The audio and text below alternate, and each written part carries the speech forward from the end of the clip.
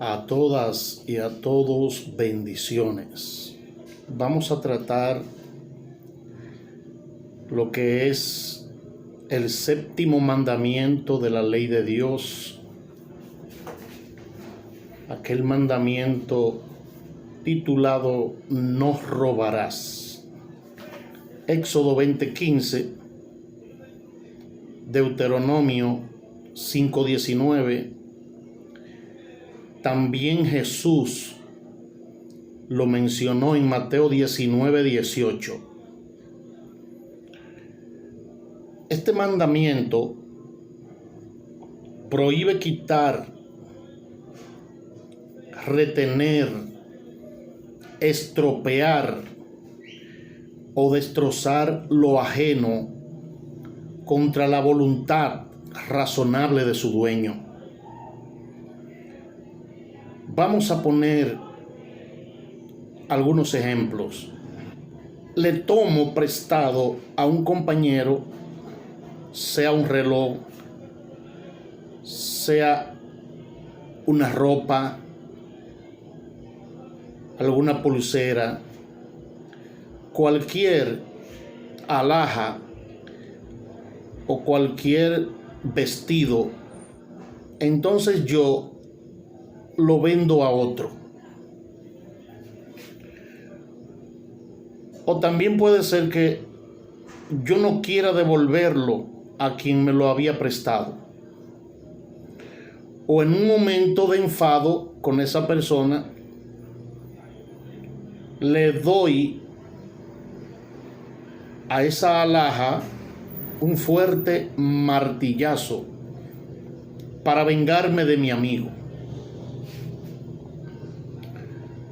O rompo el vestido para vengarme de esa persona.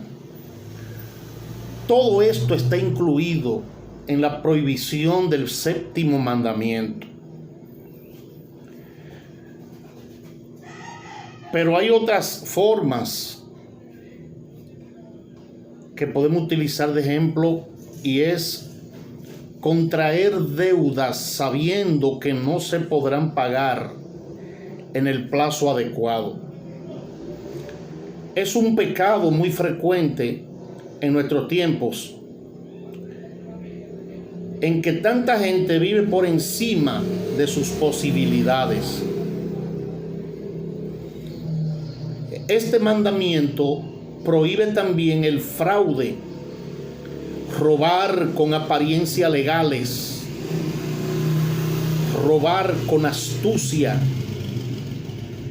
falsificaciones, mentiras, hipocresías, pesos falsos, ficciones de marcas y procedencias, etcétera, etcétera, etcétera. Algunos modos modernos de robar son la emisión de cheques sin fondo o la firma de letras de cambio que no podrán nunca ser pagadas. Pero hay que aclarar, y déjeme decirle que tan ladrón es el atracador con metralleta, con pistola, con arma de fuego, como el que roba con guante blanco, aprovechándose de la necesidad para sacar el dinero abusivamente. Pueden ser pecado grave los precios injustos que se ponen al abrigo de ciertas circunstancias, aprovechándose de ciertas circunstancias. Ladrones con guante blanco son también aquellos que exigen dinero por un servicio al que por su cargo están obligados a desempeñar ese servicio. A usted lo ponen en un departamento del gobierno o en una empresa en cualquier desempeño que a usted lo pongan, que es su obligación, si usted cobra por eso, eso también es ladrones con guante blanco. Es distinto recibir un regalo hecho libremente por quien está agradecido de su servicio. Roban igualmente los que cobran sueldos por un puesto, cargo, destino, servicio, etcétera, y no lo desempeñan o lo desempeñan mal. Hay empleados, hay trabajadores que en dicho puesto o en X puesto no desempeñan sus funciones, pero quieren cobrar su dinero y hasta muchas veces exigen aumento, pero no desempeñan su función como empleado como debe ser. Puede haber robos que la justicia humana no pueda castigar, pero que no dejará Dios sin castigo a tales personas. Podremos engañar o confundir al hombre y aún a la misma justicia humana que no tenga pruebas cómo castigar, pero a Dios no lo vamos a engañar. Por ejemplo, el que se niega a pagar una deuda cierta, porque al acreedor se le extravió el documento y no tiene testigos.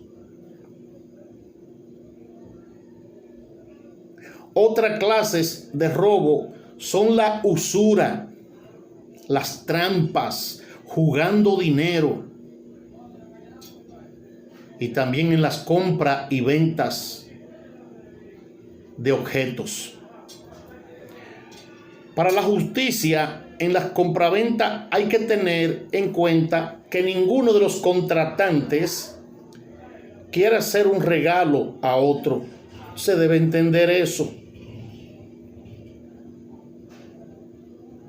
En compra y venta, la justicia debe entender eso, de que no se está regalando de ambas partes, sino que ambos aspiran a un servicio recíproco, cambiando un objeto de igual valor, pero de distinta utilidad para cada uno.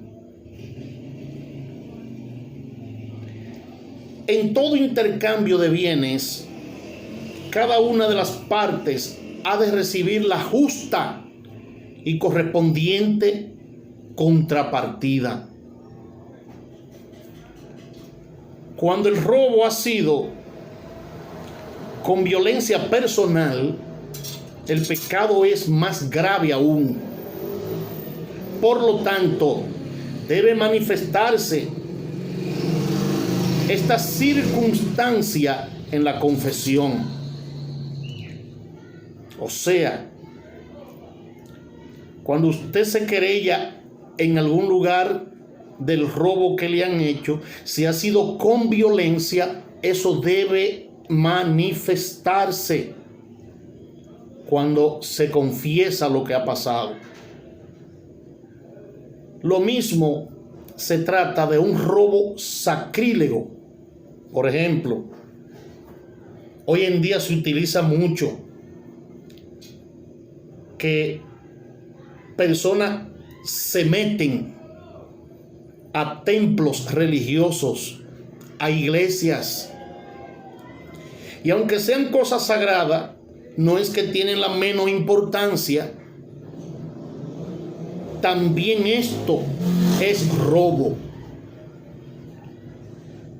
También se falta a la justicia, y a veces gravemente, cuando por negligencia se retrasan los salarios o pagos, pudiendo hacerlos a tiempo. Este tipo de robo que está ahí involucrado en este séptimo mandamiento esto que hemos mencionado de la negligencia de retrasar salario pudiéndolo hacer a tiempo, esto está al doblar de la esquina, eso está en todas partes. Ya hoy no se respeta el sudor de un empleado. Hoy en día el sacrificado hasta lo sumo es el empleado. Se le paga cuando se quiere, se le pone fecha cuando se quiere y muchas veces hasta mal pagados. Mientras se pueda, convendría pagar al contado y sobre todo a los que lo necesitan. Estas cosas se deben sopesar para que haya justicia en cuanto a salario se refiere. Pero lo que se roba no prospera. Entendamos esto, lo que se roba no prospera.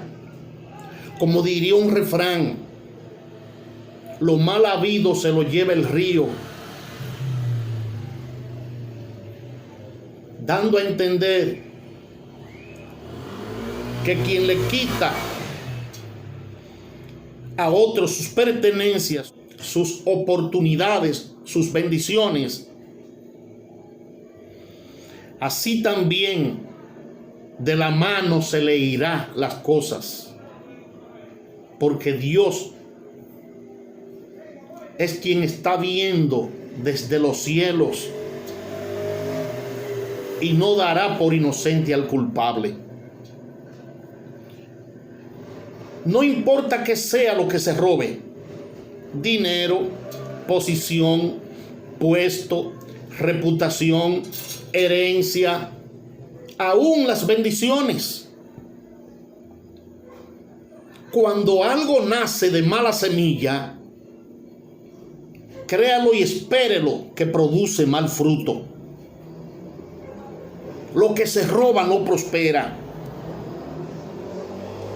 Eso fue lo que sucedió a una madre que instó a su hijo favorito a que robara la herencia y la bendición que le pertenecía a su hermano. Ya con esto que mencionamos, usted se da cuenta de quién vamos a hablar. Sí, ese mismo. ¿Lo recuerdan? Jacob, a su hermano Esaú. Esaú era el hijo primogénito. Por derecho era el heredero a la principal fortuna de su padre Isaac. Y también el heredero a su bendición. Pero Esaú era un hijo rebelde, egocentrista e indolente a la felicidad de sus padres. Él no creía en hacer feliz a sus padres y al respeto que estos se merecían. Génesis 26, 34 y 35. Y no es de sorprender que fuera causa de tristeza para sus padres. Jacob, el hermano de Esaú, por otro lado, era un niño de mamá, el que se la pasaba en casa todo el tiempo. Pero un día que Esaú regresaba del campo de cazar, porque era cazador, el primogénito Esaú, quien era realmente el heredero de todos los bienes de su padre y de la bendición de su padre, este llega de cazar, ya cansado, encontró que su hermano había cocinado un potaje. Jacob tenía que cocinar muy bueno. Jacob a lo mejor cocinaba sabrosísimo porque Esaú, sin darle mucha importancia a la conversación con su hermano, estuvo dispuesto a aceptar el trato que le hiciera Jacob. Y el trato fue darle un plato de ese potaje a cambio de su primogenitura. Cuando llegó el día de recibir la bendición, la herencia, Isaac mandó a su hijo Esaú a que cazara e hiciese un guiso como a él le gustaba, como a él le agradaba comer, para luego echarle la bendición del primogénito antes de Isaac morir. Así lo hizo Esaú. Salió al campo a cazar, pero mientras él estaba en el campo, Rebeca instó a Jacob a que engañara a su padre, que le ofreciera algo de comer. Lo instó a que se disfrazara y recibiera él la bendición que correspondía a su hermano Esaú, que la recibiera con engaño, que la robara. De más está decir la furia que sintió Esaú cuando regresó de su cacería y encontró que para él ya no quedaba más bendición que le pertenecía por derecho, porque era el primogénito. Le pertenecía con derecho de nacimiento. Su ira alcanzó tal grado que Jacob tuvo que salir corriendo por su vida. Esaú quiso matarlo, lo buscaba para matarlo. Jacob, al huir, perdió la herencia material del primogénito. Tuvo que correr sin herencia. Perdió el poder volver a ver a su madre que tanto amaba. Y aunque la bendición prometida al primogénito por Dios estaba sobre él, estaba con Jacob, porque ya fue dada esa bendición a él, aunque por engaño, pero ya fue dada. Aunque esta bendición prometida al primogénito por Dios estaba sobre Jacob, por causa de su comportamiento tardó mucho tiempo en manifestarse en su vida. De hecho, terminó con 2 esposas porque fue engañado por su suegro, recibiendo una buena porción de su propio caldo. Él engañó a su hermano y ya por allá termina con 2 esposas porque el suegro también lo engañó a él. Y por consecuencia tuvo muchos años de matrimonio con ambas hermanas que le sacaron más de una cana en su cabeza. Lo hicieron sufrir, le dieron problemas. ¿Qué podemos aprender de este patriarca tan nombrado? ¿Habrá querido corregir su camino? Sí. Jacob quiso corregir su camino, hacer las paces con lo que quedaba de la familia, en especial hacer las paces con su hermano, al que a pesar de los años él le seguía temiendo, porque todavía Esaú lo quería matar. Años después, caminó de regreso a su familia, con sus esposas, hijos, criados, animales y todas sus pertenencias. Quedó una noche solo luchando con Dios, una batalla con el ángel de Dios, con el único que podía perdonar su pasado, con el único que podía ayudarlo en su presente, con el único que podía ofrecerle un futuro.